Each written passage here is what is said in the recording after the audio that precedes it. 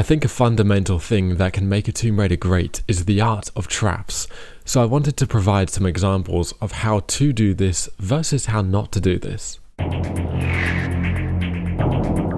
Lara's world should, I think, be extremely hostile and dangerous at almost all times, and not just be a thematic pretense, but actually be systematic. The environment itself should be an enemy out to kill her. Any potential environmental danger should be a level designer's excuse to have a deliberate threat. A good example of how to do this are the spiky sea urchins and jellyfish in the underwater sections of Assassin's Creed Black Flag. They're visually identifiable as a hazard, but make perfect contextual sense as to why they're there, so they're believable and also video gamey. This to me is just pure fun. The eels in Shadow of the Tomb Raider were functionally just an interruption for a QTE, which were the opposites of pure fun. An example of how else not to do traps is the ironically named Survivor Tomb Raider trilogy for its frequent moments of what I call fake danger.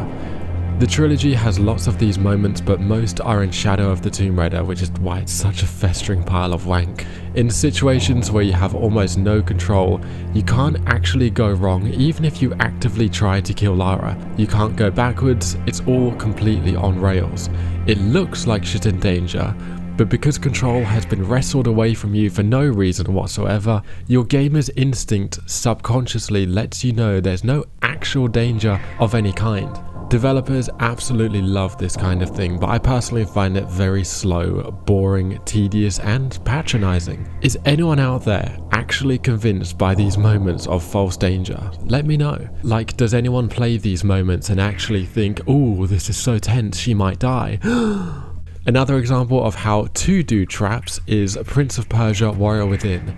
It has these brilliantly designed, crafty trap corridors on the way to health upgrades. Here, you have to keep moving as soon as you step on the retracted spike holes before they shoot out, so this means you have to risk assess and analyze the extra traps ahead, planning the timing, and then execute it with no fear. Sometimes, even the hazards themselves double up as platforming, which is so clever. None of these traps are particularly original, but it's all about the inventive way that they're arranged and entwined with each other so that they almost become puzzles in themselves. How can you not love this? As for how not to handle traps, going in slow motion absolutely kills the immersion. This effectively gives Lara supersonic speed like she's some sort of crack whore, and it's completely unneeded. If a floor is about to crumble, this can be signaled to the player by the floor partially caving in on itself briefly before then fully going away, so slow-mo is completely superfluous. Or the signal that spikes are about to extend through the wall. Instead of slow-mo, they can vibrate as if the underlying mechanisms powering them are readying themselves. Developers on the PS1 got this right. How have we regressed to giving Lara super speed? When it comes to how else to design environmental lethalities, any type of level should be eligible to have them. You might think, how could, say, an urban place have spikes or sliding wall blades? Well, Tomb Raider 3's high security compound and Tomb Raider Chronicles' VCI simply reskins them into lasers. Cairo reinterprets flame emitters with steam escaping from burst pipes, or the Louvre replacing spikes with deadly gas triggered by lasers. And hey, if it works, it works. In the case for how else not to handle danger is with immersion breaking magical invisible walls that safely stop Lara from running into her death. Unbelievably, the existence of invisible walls is a thing in a so-called adventure series about exploration, but here we are, lads.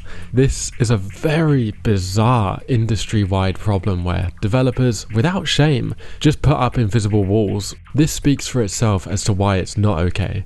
It's basically the game telling you non-verbally that you're a mouth breather with a brain cell that's at risk of dying from loneliness.